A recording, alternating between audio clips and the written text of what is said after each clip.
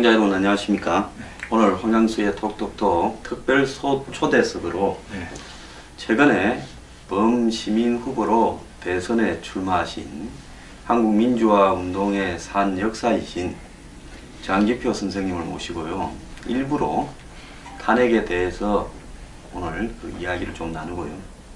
내일은 2부로 대선 출마에 대한 이야기를 나누도록 하겠습니다. 장 선생님 나와주셔서 감사합니다. 예, 아이고 우리 황 소장을 만나서 말씀 나눌 수 있는 기회가 돼서 아주 나는 기쁩니다. 예, 저 선생님 출마하신다 이야기를 듣고 보고 모셔야 되겠다 했는데 오늘 모셔서 이렇게 반갑습니다. 자, 오늘 그 먼저 탄핵에 대해서 오늘 탄핵이 인용이 됐지 않습니까? 자, 이 박근혜 탄핵의 본질은 무엇이라고 보십니까? 선생님. 예, 이거는 저 박근혜 대통령 개인에 대한 탄핵이기도 하지만 그러나 그동안에 국민을 너무나 실망시켜 말하자면 이 무능하고 부패한 한국 정치에 대한 근본적인 탄핵이라고도 볼 수 있습니다. 왜 내가 이렇게 보느냐 하면 말하자면 박근혜 대통령의 탄핵을 요구했던 말하자면 광화문 집회 아니습니까? 이른바 촛불 집회에서 이게 나라냐 그랬습니다. 이게 말하자면 이분 사태를 가장 압축적으로 설명하는 말입니다. 근데 이게 나라냐 하는 이런 현상이 말하자면 이런 오늘의 이 암담한 현실이 초래된 데는 박근혜 정권만의 책임이 아니고 역대 정권에 다 책임이 있습니다. 그렇지 않습니까? 불과 얼마 전까지만 하더라도 이른바 진보적인 정권이 집권했고 그래서 나는 이분이 탄핵은 물론 기본적으로는 좀 이따 자세히 말씀드리겠습니다만 박근혜 대통령의 헌법과 법률의 위반 특히 이 권력을 이용한 이권 개입에 대한 탄핵이기도 하지만 그러나 한국 정치 기존 정치 전반에 대한 탄핵이라고 하는 것을 우리가 깊이 명심하고 따라서 이 국민의 요구는 뭐 박근혜 대통령 아닌 사람으로 다른 사람 하나 뽑아면 되는 게 아니라 말하자면 지금까지 말하자면 한국 정치를 이처럼 말하자면 국민으로부터 불신받게 만든 이 정치를 근본적으로 바꾸는 그런 역사적인 대계기가 돼야 된다고 봅니다. 근데 지금 일부 뭐 야권 세력은 탄핵이 전리품이다. 그러면서 이제 탄핵 이후에 정권을 거의 이제 가만히 이제 누워 있으니까 감이 입에 떨어졌다. 이렇게 생각을 하면서 이 탄핵 사태 이후에 2달 만에 대선이 벌어지지 않습니까? 그렇죠. 이 부분을 갖다가 혹이라고 보고 지금 이제 거의 정권 다 잡은 듯이 하는데 그런 어떤 야당의 모습에 대해서는 어떻게 생각하세요? 그렇지 않아도요. 지금 이 한간에는 특히 이제 지금 문재인 대세론 아닙니까? 여론조사상으로는 문재인 씨가 압도적으로 높습니다. 그래서 문재인 씨는 지금 완전히 지금 이 선도 인맥, 이미 지금 권력 다 잡아간 걸로 해가지고 지금 말하자면 지금 자리를 지금 뭐 판다는 소문도 있습니다. 그런데 또 본인도 말이죠. 며칠 사드 문제와 관련해서 어떤 입장을 천명한 일이 있느냐 하면 다음 정권에 넘기라 이렇게 말했습니다. 이 자체가 사실 사드에 대한 정치 지도자로서의 할 말을 해야 되지 다음 정권에 넘기라는 말은 뭐냐면 다음에는 내가 집권할 거니까 나한테 넘기라 이 말이거든요. 그것도 굉장히 오만방자한 말입니다. 그런 점에서 아니 방금 말씀하신 대로 뭐 이미 전리품처럼 다 자기한테로 오는 것처럼 생각하는데 그건 엄청난 착각입니다. 내가 두 가지 이유로 내 착각을 증명해 드렸는데 하나는 현재 지금 여론조사 말하면 이 문재인 대세론이라고 할 만한 여론조사 30% 초반 되는 30% 초반 중반까지 나오는 이 여론조사는 굉장히 허구적입니다. 왜냐하면 지금까지는 반박근혜만 있었거든요. 반박근혜의 대척점이 뭐냐? 제1야당의 대선 후보란 말입니다.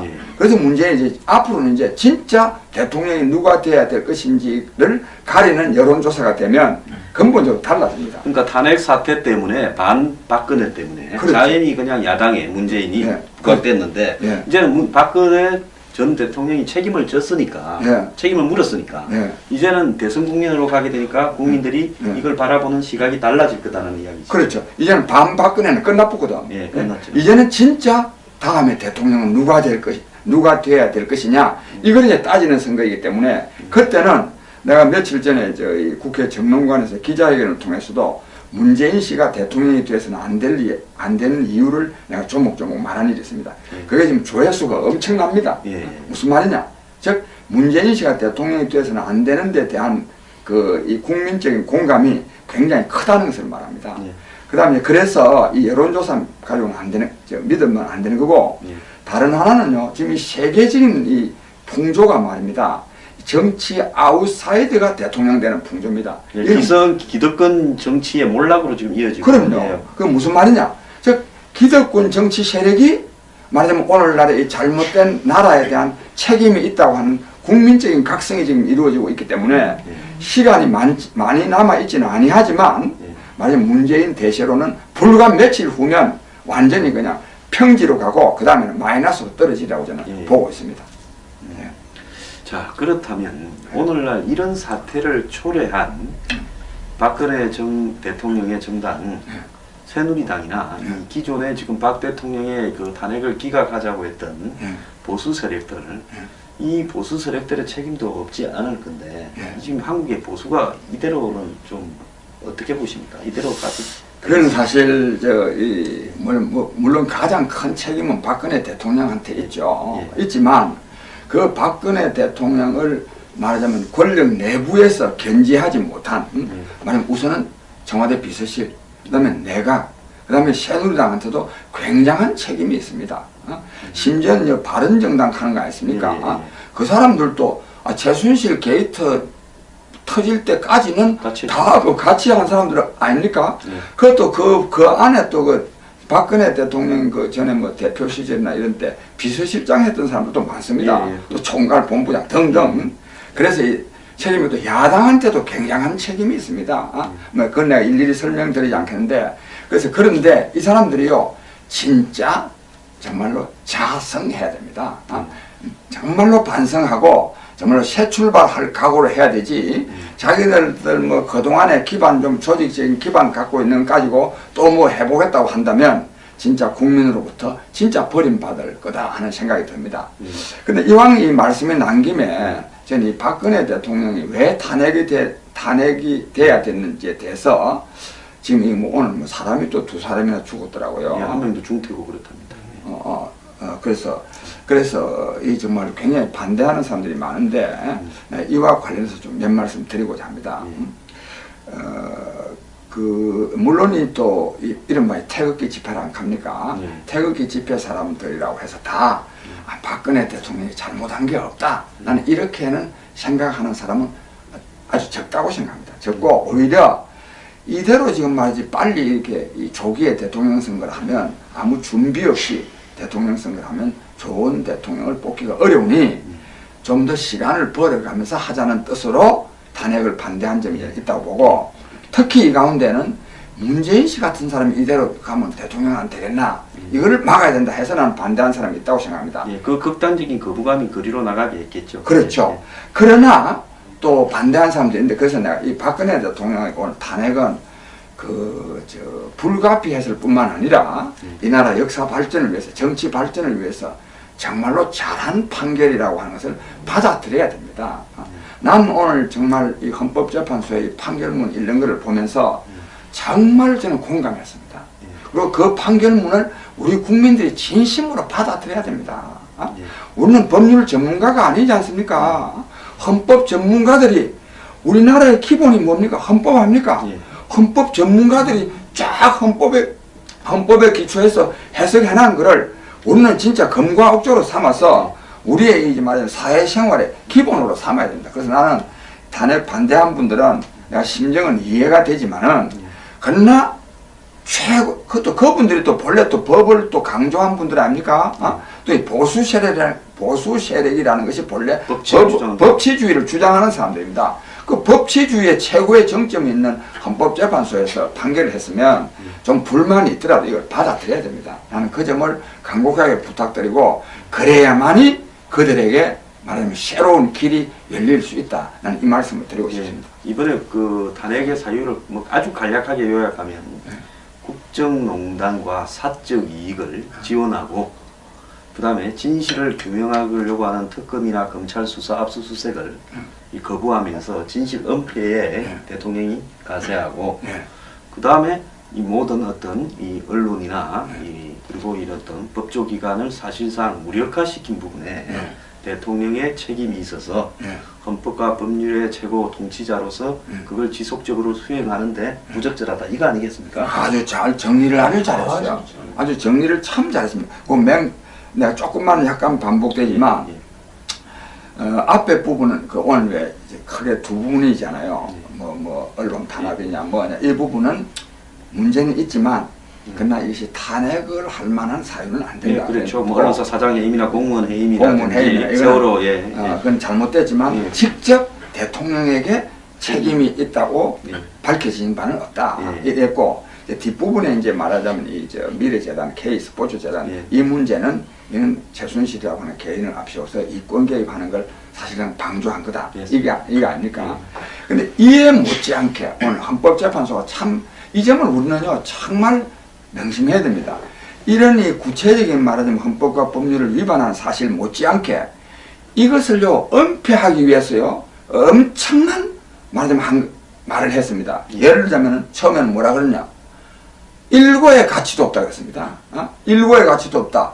또는 그 신문에 보도하는 데 대해서는 찌라시다. 이래 가지고 말하자면 아무도 그것을 더 이상 캐낼 수 없도록 하고 또 그 인력 관리를 또 주변 사람들 관리를 철저하게 해가지고 이것이 말하자면 드러나지 않도록 하는 거. 이런 거를 또 중요한 거는요. 검사가 누굽니까? 자기가 임명한 사람들 아닙니까? 특별검사도 자기가 임명한 사람들입니다. 설사 거기 문제가 있다고 대통령께서 조사를 받아야 됩니다. 이거는 진짜 기본입니다. 이 조사를 거부한 데 대해서요. 이 헌법재판소가 응분의 책임을 물은 것은 아주 나는 잘했다고 생각합니다. 그래서 이 말씀을 드리는 것은 이미 뭐 참 불행하게 된 말하자면 파면당한 대통령을 비난하려는 뜻이 아니라 자꾸만 이런 대통령을 너무 옹호하면 안 된다. 옹호하면 자기네들이 더 어려워진다는 말씀을 드리고 싶어서 제가 이 말씀을 드립니다. 그런데 이번에 이제 우리가 이렇게 느껴야 될 부분은 지금 이번 탄핵에 주도를 했건 촛불 시위의 상당한 중심 세력으로 사실상 거리에서 대중 동원을 하거나 대중을 몰아가는 부분에 큰 역할을 한 문재인 후보, 안희정, 이재명 등도 있고 다른 야당의 후보들도 있지 않습니까? 안철수 의원도 초기에는 가세했다가 뒤에 빠졌죠. 자, 이 부분에서 지금 박근혜 대통령이 한마디로 정경유착과 부패했다 이거 아닙니까? 그러면 부패에서는 한 당사자만 있는 게 아니라 반대가 있을 거 아닙니까? 근데 지금까지 드러난 거는 삼성이라는 한국 최대의 자본 권력이 박근혜 대통령의 권력을 최순실을 앞세워서 일종의 포획인 거 아닙니까? 자, 그런데 그렇게 지금 공격하는 그 사람들도 집권했을 때 2007년에 그 사실은 노무현 공화국이 삼성공화국이었다. 그래서 취임사부터 주요 장관이나 공직 임명, 주요 정책, 심지어 고위공무원 교육까지도 삼성이 담당을 했다. 그리고 의료 민영화라든지 영리병원까지도 하려고 했다. 그리고 부동산 투기 공화국으로 만들었다. 다 아는 거 아니까 행복시도 했고요. 그렇다면 이제 박근혜라는 한마디로 정경유착의 장본인격인 전직 대통령을 쫓아내고 그 자리에 들어가는 사람은 그런 일이 반복 안 될 사람이 들어가야 되지 않겠습니까? 그게 탄핵의 의미 아니겠습니까? 아주 중요한 지적인데. 그러면 부패했다고 쫓아냈는데 자신들도 한때는 부패한 정권에서 2인자, 3인자를 하던 사람들이 거기에 들어가겠다. 그리고 그 정권에 대해서 어떤 정권이었다 규정을 하진 않아요. 이 부분에 대해서는 좀. 그러니까 내가 방금요, 이 노무현 정권 아니습니까? 이 노무현 정권이 굉장히 부패한 정권입니다. 아까 말씀하신 대로 이 삼성공화국이라는 말이 나왔습니다. 노무현 대통령의 선거 자금이 대부분이 다 삼성에서 나왔습니다. 대통령 후보 시절 이전에도 이광재라고 있지 않습니까? 이 사람들 다 삼성의 그 2인자 이학수 씨 부산 상고 이래가지고 다 거기서 나왔고, 그 다음에 노무현 대통령이 대통령 되고 나서도요, 삼성을 굉장히 진대재 정통부 장관. 정통부 장관 시켰죠. 또 삼성하고 아주 가까운 또 홍석현 씨 또 주미대사 시켰죠. 또 방금 말한 대로 삼성연구소에서 나온 거를 맞으면 국정운영의 지표로 삼았죠. 지표로 삼을 정도. 그래서 삼성공화국이라는 말이 나왔다 이겁니다. 그런데다가 또 이 노무현 정권의 부패와 관련해서요, 노무현 대통령이 어쨌든지 가족의 부정부패로 자살했습니다. 그때 당시에 말하면 이 대통령 친인척의 부정부패를 관리하는 책임이 청와대 안에서 민정수석 비서관입니다. 그 민정수석 비서관은 누가 했느냐? 문재인 씨가 했습니다. 민정수석을 2번 했습니다. 시민사회수석을 1번 했고 비서실장을 1번 했습니다. 그러니까 비서실장도 하고. 그러니까 이거는 말하면 대통령 친인척을 관리를 제대로 못해가지고 말하면 자기 가까운 전직 대통령으로 하여금 자살에까지 이르게 한 사람이거든요. 문재인 씨는. 근데 이분이 이 최순실 게이트도 여러 가지 뭐 국정농단, 국헌문란 등등 있지만 핵심은 뭐냐? 대통령 친인척의 부정부패와 같은 말입니다. 근데 여기에서 우리가 얻어야 될 최대 교훈이 뭐냐? 다음에는 뭐 다른 것도 다 중요하지만 대통령 친인척이 부정부패에 개입하는 거는 진짜 막아야 되는 거 알겠습니까, 이게? 예? 그런 점에서 이게 문재인 씨는 그 당사자란 말입니다. 그런 점에서도 문재인 씨 같은 사람을 다시 또 대통령으로 뽑는다면 이분의 이 엄청난 이 국정문란 또 이 국정마비 사태에 대해서 우리 국민들이 얻는 교훈과 또 아무런 실익이 없기 때문에도 이 점을 우리 국민들이 굉장히 유념하고 이번 대통령 선거에 임해야 된다고 봅니다. 자, 그렇다면 지금 이도 지금 안희정 씨거든요. 예. 그때 이 대선 비자금과 관련해 가지고 예. 실형을 받아서 예. 복고를 치른 사람입니다. 예. 뭐 대선 비자금이 한두 건이 아니라 여러 건이 합쳐진 예. 형태였죠. 예. 자, 그래서 이런 어떤 사람들이 지금 대선 후보 지지율 1, 2를 하면서 두 사람 중에 한 사람이 거의 뭐 지금 문재인이 되겠지만 될 가능성이 있다. 이렇게 하면서 그래서 박근혜 대통령이 잘못해서 탄핵을 받아서 이제 집으로 갔다. 자, 그렇다면 그 다음에 올 어떤 세상이라는 부분에서 이번에 촛불의 의미를 갖다가 마치 촛불 혁명이라고 굉장히 과도하게 부여를 하는데요. 이것이 시민의 혁명이다라고 이야기하는데 장세명 봤을 때 이 촛불의 의미가 누구 지금 부패한 사람을 쫓아내고 과거에 부패한데 뭐 같이 있었던 사람이 들어오는 것이 혁명이라고 할 수 있겠습니까? 그래서 내가 아까 말씀드렸잖아요. 이 말은 이거는 이 촛불의 혁명이 돼야 됩니다. 이게. 돼야 되는데 이것이요 박근혜 정권만 아니고 지난날 이미 검증된 사람들 아닙니까? 뭐로 검증됐습니까? 부패 정권으로 검증된 사람입니다. 재벌 옹호 정권으로 검증된 사람들입니다. 그걸 만약에 다시 갖다 바꿔 놓는다면 이거는 진짜 정말 웃기는 일이죠. 이런 일은 절대로 없어야 됩니다. 자, 제가 그 트럼프가 된다고 트럼프 1% 때부터 이야기를 했고 영국의 브렉시트도 된다고 했고요. 지금 유럽에 휩쓰는 한 4, 5년 전부터 이 유럽을 휩쓰는 이런 어떤 일종의 거구라든지 파퓰리즘이라든지 반기성 기득권에 대한 열풍이 이거는 장기 경제 불황에 따른 일종의 시대적 사조다. 그래서 기득권 정치가 다 무너진다고 하는데 한국의 촛불도 어쩌면 그거하고 비슷한데요. 이 문제는 뭔가 하면 외국의 어떤 촛불들은 좌우의 기득권을 다 부정을 합니다. 그래서 기민당이니 사민당이 다 무너지고 있어, 오래된. 뭐 그런데 사회당도 무너지고. 그런데 한국에는 유독 이 촛불이 왜 이 정당들, 촛불이니 태극기니 하는 이런 흐름들이 이 정당들과 관여해서 가고 있는가? 이것이 지역주의 때문에 그렇다고 보십니까? 왜 한국적인 상황? 나는 그런데요. 지금까지는 그래 해왔어요. 지금까지 말하자면 박근혜 대통령이 너무너무 잘못해서 저거를 반대하고 또 물러나게 하려고 하는 상황 속에서는 말하자면 박근혜냐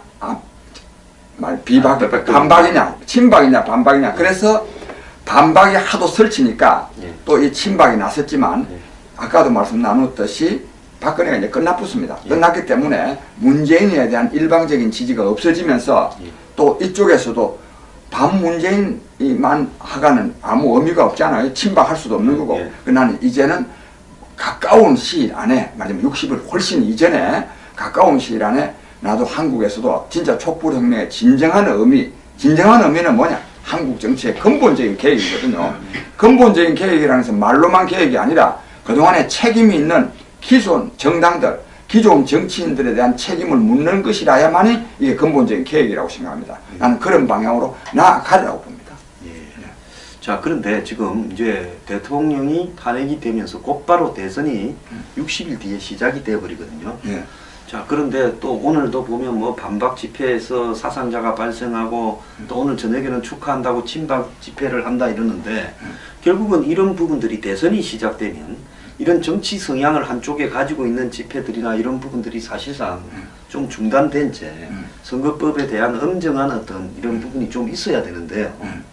그런데 지금 이런 어떤 이걸 관리해야 될 대행이 지금 선거에 출마하느냐 안 하냐가 이 보수 정당에는 이슈가 돼 있고 더 나아가서 이 선거 관리가 이대로 가면 제대로 되겠느냐라는 우려도 있고 또 60일 만에 지금 걷잡을 수 없게 사실상 이 당내 경선이나 본선을 갖다가 졸속적으로 충분하게 알릴 수 있는 토론이라든지 검증이 없는 상황에서 가버릴 수 있다.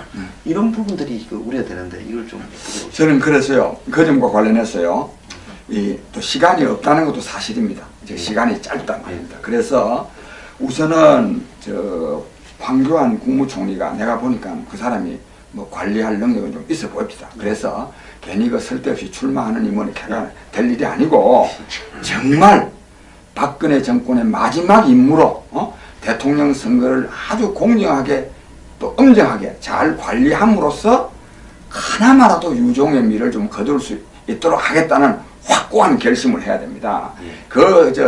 대통령 권한대행도 어쨌든지 현재는 지금 대한민국의 국가원수입니다. 국가원수로서 그 마음을 확실히 다잡아야 되지, 무슨 또 뭐 사람들이 와서 당신이 아니면 안 된다, 계산한다고 해서 엉뚱 생각하면 욕밖에 더 얻어먹을 게 없습니다. 그렇고요.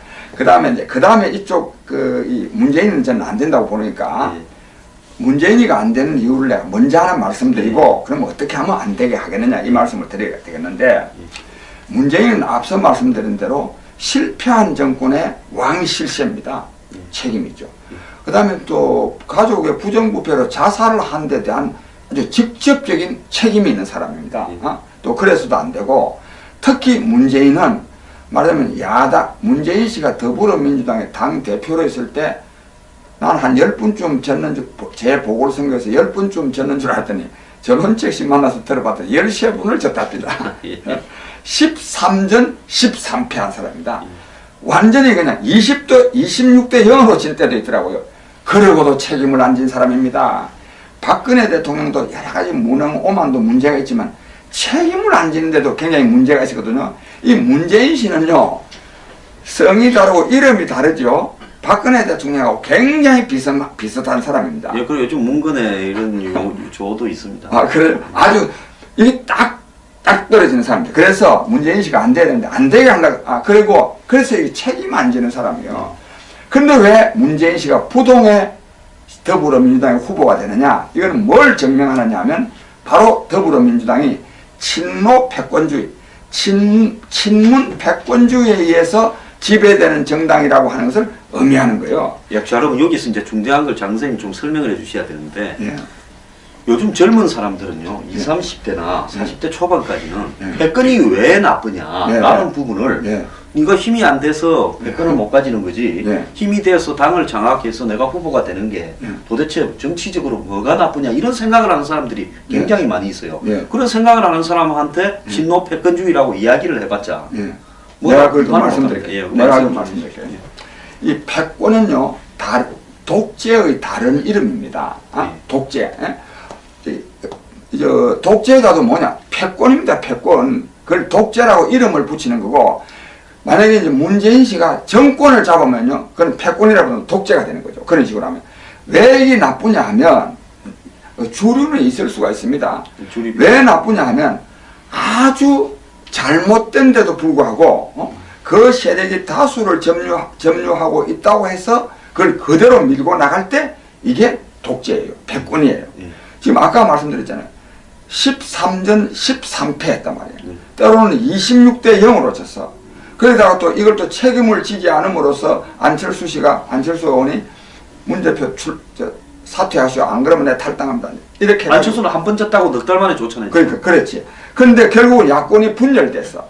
그래가지고 지난번에 박근혜 대통령이 이한구 씨를 앞세워서 진짜 새누리당을 깽판을 치지 않았더라면 새누리당이 200석을 차지할 뻔했어. 즉 그 정도로 문재인 씨는 당대표로서 잘못했단 말이야. 이 잘못했는데도 불구하고 당당하게 후보의 지위를 유지하는 거 있잖아요. 이게 바로 패권주의입니다. 따라서 아까 이제 우리 황 소장이 젊은이들 말씀했는데, 만약 문재인 씨에 대해서 그래도 뭐 패권도 뭐 자기가 능력이 있으니까 그런 거 아니냐, 이렇게 생각하면 안 됩니다. 능력이 있으니까 박근혜 대통령도 대통령 됐잖아요. 대통령 됐으니까 능력이 있어서 잘 합니까? 문재인 씨도 마찬가지입니다. 그 점에 대해서 정말로 우리가 국민들이 정신 차려야 되고, 우리 젊은이들은요, 지난날에 말하자면 노무현 정권의 여러 가지 실정에 대해서 잘 모릅니다. 노무현 정권 때 엄청나게 실정했습니다. 예를 들면 부동산 가격을요, 폭등을 시켰죠. 130%가 아니고 300%로 올렸습니다. 300%로. 분당에 이런 데는 300% 올랐습니다. 집이 있는 사람과 없는 사람의 차이가 다시는 회복될 수 없도록 만들었죠. 그럼 극명하게 대립되는, 그럼 대학 등록금 하는 거 아니습니까? 이 대학 등록금도 거의 배로 올랐던 때가 바로 노무현 정권 때입니다. 노무현. 여러 가지 노무현 정권 때, 그 다음에 이런 말도 있지 않습니까? 왼쪽 깜빡이 켜고 우회전했다. 우회전했다. 예. 겉으로는 무슨 뭐 서민적이다, 뭐 비주류적이다, 뭐 하면서도 전부 다 말하자면 기득권층을 위해서 정치를 한 사람입니다. 그래서 이런 점에 대해서 우리 알아야 되고, 문제는 대책인데 저는 이렇게 생각합니다. 시간도 없기 때문에 저는 얼마 전에, 아니 이 시간이 없는 게 아니라 전체적인 시간이 없어서 내가 얼마 전에 여기 말하자면 이른바 제3지대로 운이되는 중요한 몇 분들을 제가 만났습니다. 만나서 뭐 탄핵은 어쨌든지 설사 반대자가 한두 명 있다 하더라도 탄핵은 인용될 거다. 그렇게 되면 시간이 없는데 이때 지금 뭐 언제 당 만들어가지고 뭐 후보 경선하고 뭐 이렇게 하면 날쌘다. 그것도 대통령 한 사람이 권력을 독점하는 그런 대통령을 뽑으려 그러면 지 안 될만 싶은 사람은 참여 안 할 거고 여러 가지 복잡한 문제가 생기니 내가 결론적으로 두 가지를 말씀드렸어. 하나는 뭐냐면 공동정권을 목표로 하자. 지금은 이 공동정권 해야 된다. 두 번째로 가능한 한 범위 내에서 빨리빨리 결집하자. 그래서 해야 되지. 완벽한 그림 다 그려놔 놓고 합의되면 하자. 이런 식으로 시간 다 지나버립니다. 시간 다 지나버립니다. 난 이래서 곧 이제 오늘 이제 사실상 이게 상황이 결정된 거 아닙니까? 탄핵이 되리라고 본 사람도 100% 확신은 못합니다. 안 그렇습니까? 어떻게 누가 99.9는 몰라도 100%. 그래서 오늘 이제 지났으니까 내일 모레부터 뭐 오늘 저녁 때부터라도 말하자면 진영을 갖추는 말하자면 반문 그 진영을 결집하는 정비하는 그 일들이 벌어질 것입니다. 예, 오늘 탄핵과 관련해서 장기표 선생님 모시고 이야기를 나눠봤습니다. 2부에서는 대선 후보로서 출마한 변을 좀 들어보겠습니다. 고맙습니다. 예, 감사합니다.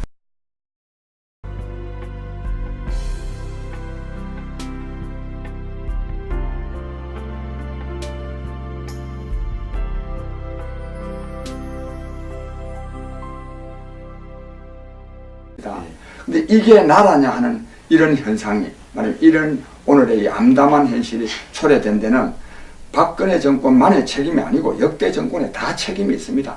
그렇지 않습니까? 불과 얼마 전까지만 하더라도 이른바 진보적인 정권이 집권했고, 그래서 나는 이분이 탄핵은 물론 기본적으로는 좀 이따 자세히 말씀드리겠습니다만 박근혜 대통령의 헌법과 법률의 위반, 특히 이 권력을 이용한 이권 개입에 대한 탄핵이기도 하지만, 그러나 한국 정치, 기존 정치 전반에 대한 탄핵이라고 하는 것을 우리가 깊이 명심하고, 따라서 이 국민의 요구는 뭐 박근혜 대통령 아닌 사람으로 다른 사람 하나 뽑아면 되는 게 아니라, 말하자면 지금까지 말하자면 한국 정치를 이처럼 말하자면 국민으로부터 불신받게 만든 이 정치를 근본적으로 바꾸는 그런 역사적인 대계기가 돼야 된다고 봅니다. 근데 지금 일부 뭐 야권 세력은 탄핵이 전리품이다. 그러면서 이제 탄핵 이후에 정권을 거의 이제 가만히 이제 누워 있으니까 감이 입에 떨어졌다. 이렇게 생각을 하면서 이 탄핵 사태 이후에 2달 만에 대선이 벌어지지 않습니까? 그렇죠. 이 부분을 갖다가 혹이라고 보고 지금 이제 거의 정권 다 잡은 듯이 하는데 그런 어떤 야당의 모습에 대해서는 어떻게 생각하세요? 그렇지 않아도요. 지금 이 한간에는 특히 이제 지금 문재인 대세론 아닙니까? 여론조사상으로는 문재인 씨가 압도적으로 높습니다.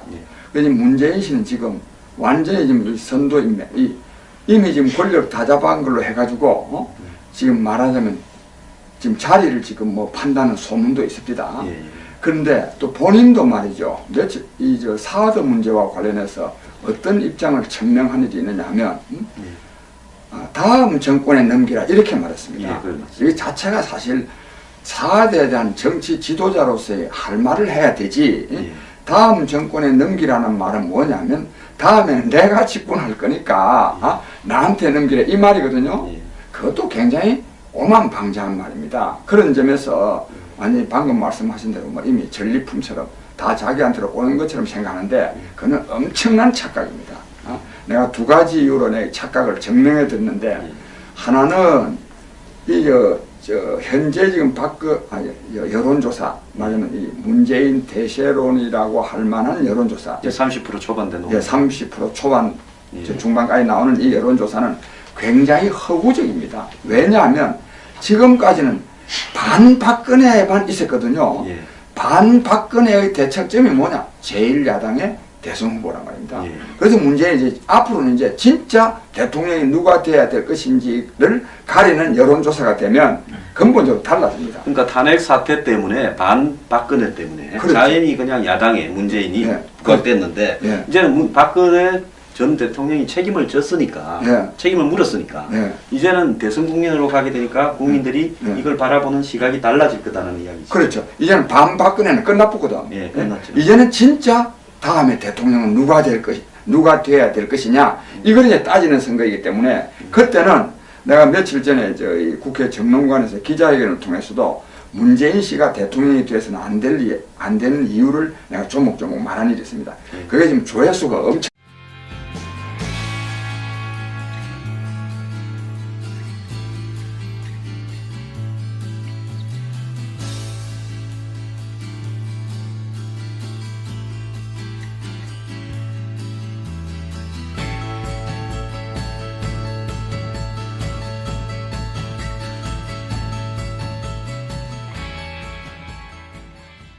시청자 여러분 안녕하십니까. 오늘 홍양수의 톡톡톡 특별 초대석으로 최근에 범시민 후보로 대선에 출마하신 한국민주화운동의 산 역사이신 장기표 선생님을 모시고요. 일부러 탄핵에 대해서 오늘 그 이야기를 좀 나누고요. 내일은 2부로 대선 출마에 대한 이야기를 나누도록 하겠습니다. 장 선생님 나와주셔서 감사합니다. 예, 아이고 우리 황 소장을 만나서 말씀 나눌 수 있는 기회가 돼서 아주 나는 기쁩니다. 예, 저 선생님 출마하신다 이야기를 듣고 꼭 한번 모셔야 되겠다 했는데 오늘 모셔서 이렇게 반갑습니다. 자, 오늘 그 먼저 탄핵에 대해서 오늘 탄핵이 인용이 됐지 않습니까? 자, 이 박근혜 탄핵의 본질은 무엇이라고 보십니까, 선생님? 이거는 저 박근혜 대통령 개인에 대한 탄핵이기도 하지만 그러나 그동안에 국민을 너무나 실망시켜 말하자면 이 무능하고 부패한 한국 정치에 대한 근본적인 탄핵이라고도 볼 수 있습니다. 왜 내가 이렇게 보느냐 하면 말하자면 박근혜 대통령의 탄핵을 요구했던 말하자면 광화문 집회 아니습니까? 이른바 촛불 집회에서 이게 나라냐 그랬습니다. 이게 말하자면 이분 사태를 가장 압축적으로 설명하는 말입니다. 생각납니다. 무슨 말이냐? 즉 문재인 씨가 대통령이 되어서는 안 되는 데 대한 이 국민적인 공감이 굉장히 크다는 것을 말합니다. 그 다음에 그래서 이 여론조사 가지고는 안 되는, 믿으면 안 되는 거고, 다른 하나는요, 지금 이 세계적인 이 풍조가 말입니다. 정치 아웃사이드가 대통령 되는 풍조입니다.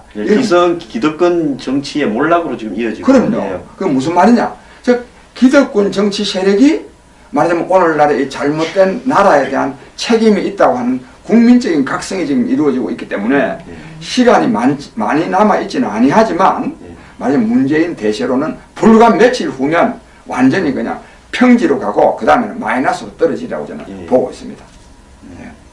자, 그렇다면 오늘날 이런 사태를 초래한 박근혜 전 대통령의 정당 새누리당이나 기존에 지금 박 대통령의 그 탄핵을 기각하자고 했던 보수 세력들 이 보수 세력들의 책임도 없지 않을 건데 지금 한국의 보수가 이대로는 좀 어떻게 보십니까? 이대로 가서 그건 사실 물론 가장 큰 책임은 박근혜 대통령한테 있죠. 있지만 그 박근혜 대통령을 말하자면 권력 내부에서 견제하지 못한 말하면 우선은 청와대 비서실, 그다음에 내각, 그다음에 새누리당한테도 굉장한 책임이 있습니다. 심지어는 바른정당 하는 거 아닙니까? 그 사람들도 최순실 게이트 터질 때까지는 다 같이 한 사람들 아닙니까? 그것도 그 안에 또 그 박근혜 대통령 그 전에 뭐 대표 시절이나 이런 때 비서실장 했던 사람들도 많습니다. 또 총괄 본부장 등등. 그래서 이 책임이 또 야당한테도 굉장한 책임이 있습니다. 뭐 그건 내가 일일이 설명드리지 않겠는데, 그래서 그런데 이 사람들이요 진짜 정말로 자성해야 됩니다.